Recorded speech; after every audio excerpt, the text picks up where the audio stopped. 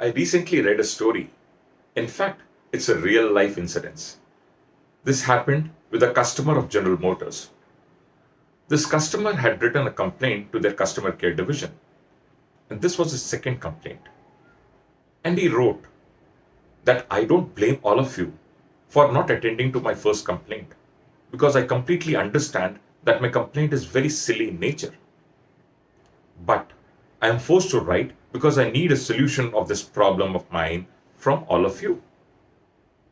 And he went on to explain what his problem was.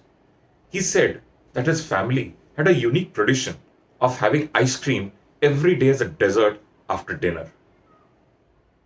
Now, to decide upon the flavor, the family finished the dinner and voted for the flavor of the day. And this gentleman used to hop in, went to the store, and brought that ice cream. He then mentioned that he had recently purchased a Pontiac. And this problem had started from the day he had purchased a Pontiac. He went on further to describe what his exact problem was. And he mentioned that whenever he used to go to the store and purchase vanilla ice cream, his car would not start. And that's where he realized that is a very silly problem. Why would the car not start when he would purchase vanilla ice cream? And that was his complaint. And he wanted a resolution of it.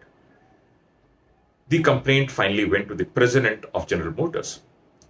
Initially thinking of brushing it aside, but then he was a president. He had to give a solution. And he appointed one of his best engineers to go and get to the problem and help in resolving. The engineer fixed up an appointment, and obviously it was at the dinner time or after the dinner time.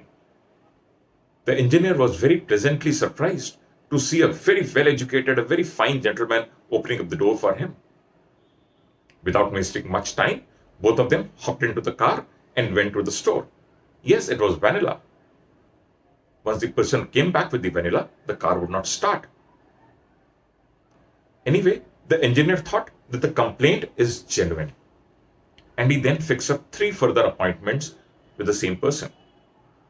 On his first visit, it was a chocolate flavored day. They both hopped in, they went to the store, got in the chocolate flavor, and the car started just fine. In his second visit, the family had decided to have a strawberry flavor. The person went into the store, brought in strawberry flavor, and the car started just fine. In his third visit, it was vanilla day. And the customer went, got in vanilla, and the car would not start. And that's where it started troubling the engineer. What is it? Why is the car allergic to vanilla flavor? Meanwhile, the smart engineer had started making notes. The type of fuel, the place from where the fuel was being filled, the time of the day, the temperature, the time it took to drive from the home to the store, and the time it took from the store to the back to the home. With all these things written, he kept on juggling his brain. And finally, he struck upon something. And what was that? It was that the person took the least amount of time while purchasing vanilla ice cream from the store. And he thought probably he had an answer. So the problem was probably not the vanilla ice cream. The problem was in the layout of the store. And the engineer went inside the store. And he saw that vanilla's flavor, which was the most in demand, was kept at the front of the store in the refrigerator. Whereas the other flavors were kept at the back of the store. So the sales guy had to go to the back of the store, get that flavor, and hand it over to the customer. So he probably had an answer. And what was the answer? That if it was any other flavor, chocolate, strawberry, or some other flavor, it took a lot of time, and hence it gave a lot of time to the car's engine to cool down. Whereas when it was vanilla, the engine did not cool down properly. And why was that? It was because the car used vapor lock system. And it did not give much time when the vanilla flavor was bought in, the vapor to dissipate. And that was the problem. And obviously that was attended. Now this story gives me some 2-3 takeaways. Number 1, never take a complaint casually.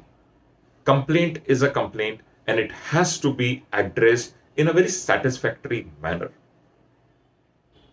Number two, however crazy the problem is, however crazy, it always has a solution. And the solution will come only when you think with a cool mind.